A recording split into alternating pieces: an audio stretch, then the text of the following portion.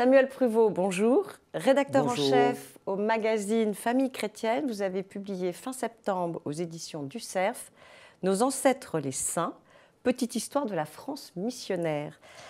Alors, on est à la veille de Noël et nous allons évidemment parler de cette fête. Mais avant, je voudrais comprendre pourquoi vous avez fait ce livre. Vous nous dites « Les rois et les présidents ont fait la France, les saints aussi ».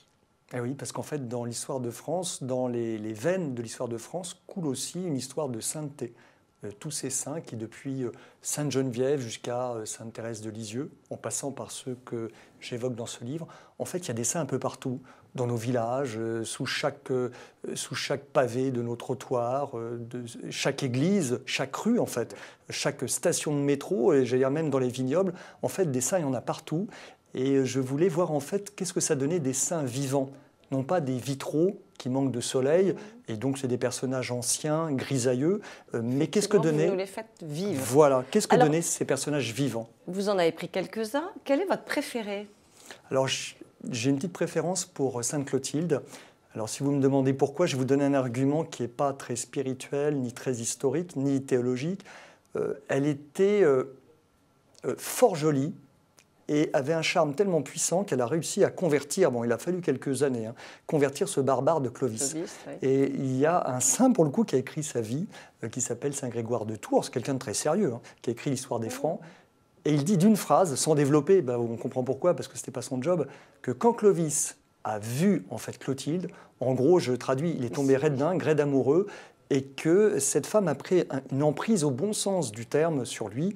Et on rappelle donc que Clotilde était catholique, lui était un barbare, voilà. Et que ce n'était pas du tout évident que le mélange se fasse dans ce sens. Voilà, et puis surtout après il y a eu les enfants, donc il a fallu choisir... Et c'était compliqué avec les enfants. Exactement.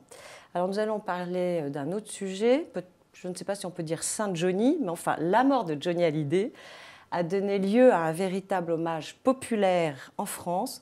Pensez-vous qu'elle a était aussi l'occasion d'un regain du sentiment religieux dans la population? Regain peut-être, moi j'irais encore plus loin, en fait ça a dévoilé un attachement viscéral des Français. Alors à Johnny c'est une évidence, oui. mais après, aussi il y a eu cette plus loin, voilà. Parce que si vous vous souvenez, les 15 millions d'audimates, les Français n'ont pas éteint la télé quand la cérémonie a commencé à la Madeleine. Ils sont restés jusqu'au bout. Non seulement parce que c'était Johnny, mais parce qu'en fait, dans la vie de Johnny, il y avait aussi, j'allais dire, ce paysage qui était le sien, son paysage, pas seulement Los Angeles, mais l'Église catholique.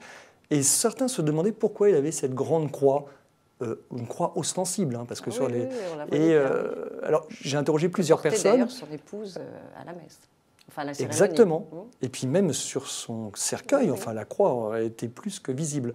Et dans cet homme qui a eu tellement de hauts et de bas dans cette vie, le fait, et qui était lui-même orphelin, le fait que finalement, lui, de s'attacher à se crucifier, lui qui a été d'une certaine manière aussi, il y a eu la gloire, mais il y a aussi la crucifixion dans sa vie à Johnny.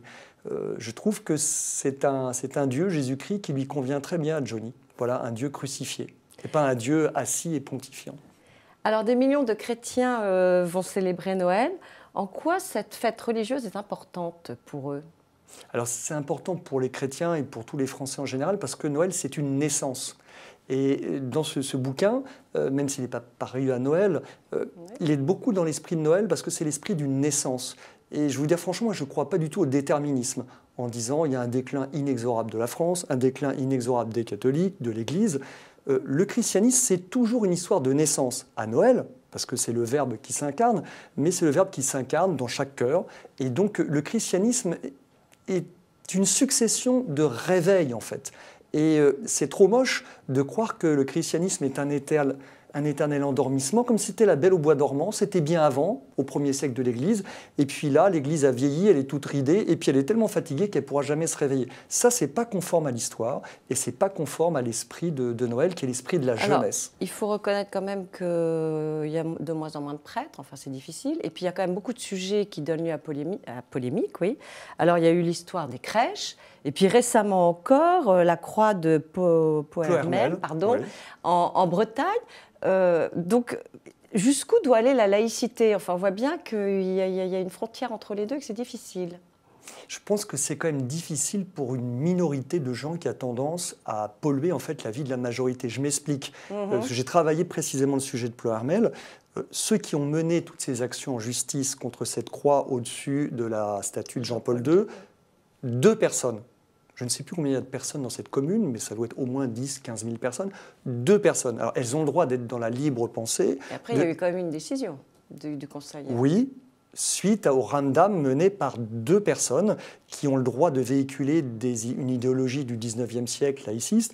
Mais on est maintenant en 2017, bientôt en 2018.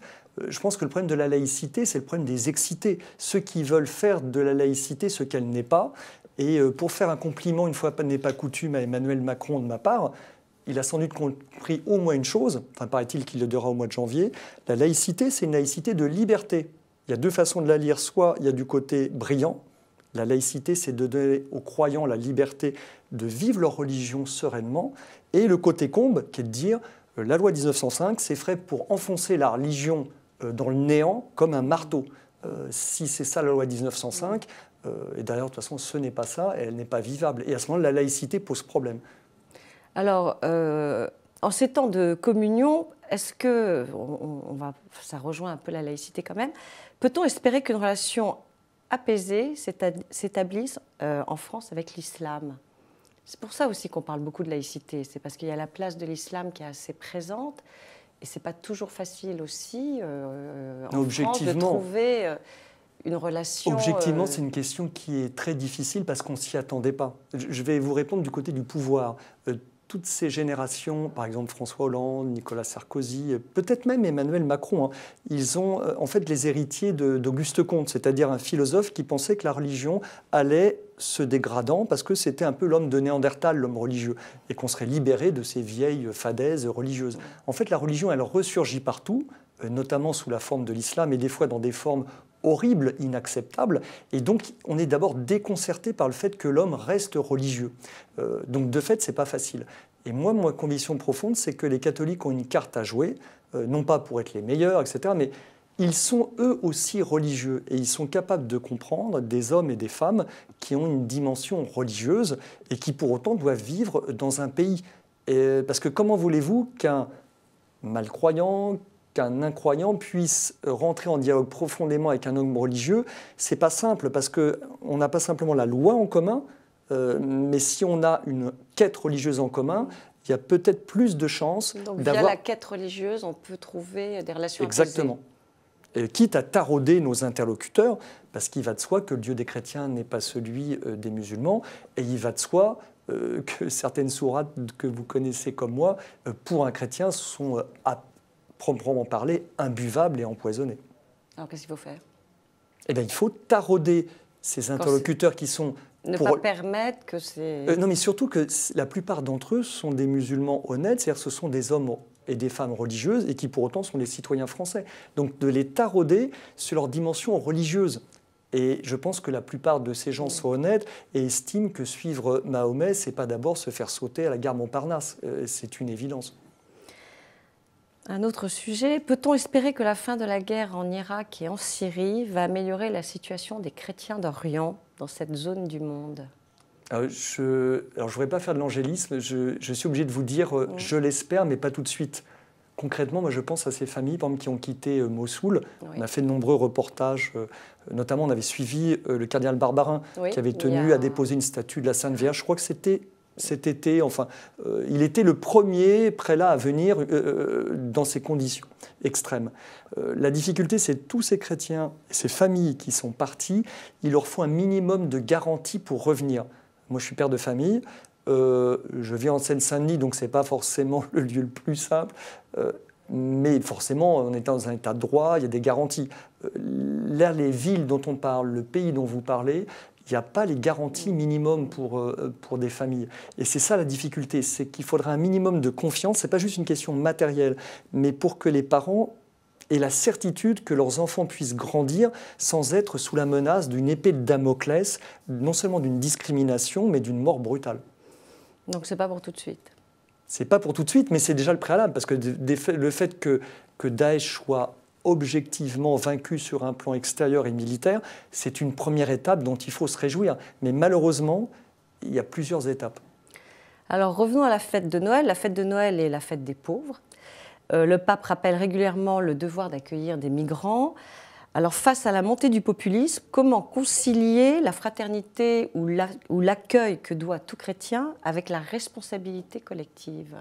Alors ça, c'est une question redoutable. En tout cas, pour les catholiques, et d'actualité. Extrêmement d'actualité. Et la plupart des catholiques en France sont un peu schizophrènes.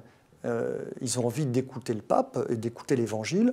Et donc cet accueil entre guillemets inconditionnel des migrants semble une nécessité. On ne va pas faire le tri de nos pauvres, on ne va pas choisir nos pauvres.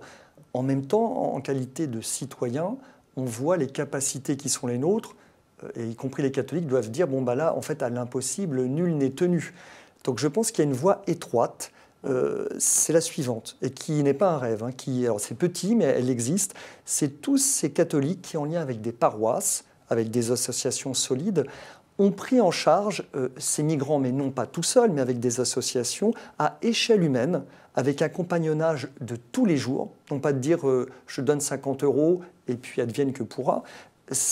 En fait, ça fait quelques centaines de familles et de personnes aujourd'hui en France, donc c'est modeste. Ce sont des chrétiens d'Orient, des familles. Et je peux vous dire en tout cas que dans les lieux où nous avons fait ces reportages, y compris des familles qui politiquement se diraient « mais alors là c'est impossible que ça marche », en fait il y a un renouvellement des communautés, un surcroît de joie, le fait d'avoir osé accueillir ces gens qui étaient objectivement en extrême danger. Est-ce que le fait qu'ils soient, pardon je vous coupe, mais chrétiens d'Orient n'aide pas à leur assimilation? Dans ce cas-là, c'est une évidence. Le cas dont je vous parle, et c'est des gens motivés pour le faire. Alors la difficulté, c'est ce dont je vous parle, ce n'est pas exactement de la politique. On appelle ça de la pastorale, c'est dans l'ordre de la grâce, de la charité. Et donc c'est pour ça que votre question est redoutable, parce que la politique ne peut pas se faire juste avec des bons sentiments et de la charité. En tous les cas, l'Église a le droit et le devoir de montrer une voie que peut-être elle est la seule à pouvoir pratiquer, mais en tout cas qu'elle pratique en vérité, et on ne peut pas dire que c'est impossible. Elle peut donner des idées. Le pape va assez loin quand même, parce qu'il dit qu'il n'y a pas de raison qu'on fasse de différence entre un migrant économique et un migrant qui réclame l'asile, enfin un réfugié qui réclame l'asile politique.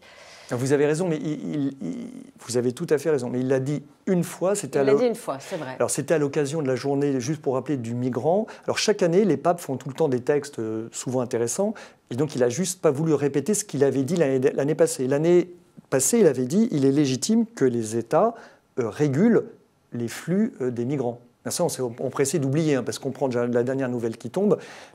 Et donc la difficulté... Vous avez raison de le rappeler, oui. Enfin voilà, il suffit de lire les textes. Et la difficulté avec les papes, et avec le pape François, c'est que ça s'appelle, c'est un mot un peu vieux, maintenant archaïque, la doctrine sociale de l'Église, qui tient ensemble des principes objectivement contradictoires. Du blanc, du noir, du chaud, du froid, du feu, de la glace. Et donc en l'occurrence, c'est la nécessité pour les États de gérer leurs frontières, c'est une nécessité absolue, et la nécessité d'apporter secours à des gens qui se trouvent en situation de grand danger. Et l'Église ne dit pas, donne ces deux principes et estime que les gens en général, les citoyens et les catholiques en particulier, ont une conscience, ce sont des gens adultes, et c'est à eux de conjuguer les principes. Ce n'est pas le pape qui va vous dire ce que vous devez faire, Marie-Laetitia, demain avec les migrants, c'est à vous de faire comme une grande personne. Voilà. Exactement, en conscience. Ça renvoie à soi-même. Voilà. Et c'est ça qui est dur, parce que, en tout cas, pour être un bon citoyen, en tout cas pour être un bon catholique, il faut savoir écouter sa conscience et être responsable de ses actes, et pas déléguer au pape ou au cardinal un tel ou un tel. Merci pour ce message à la veille de Noël. Merci. Merci. Au revoir Samuel. Merci.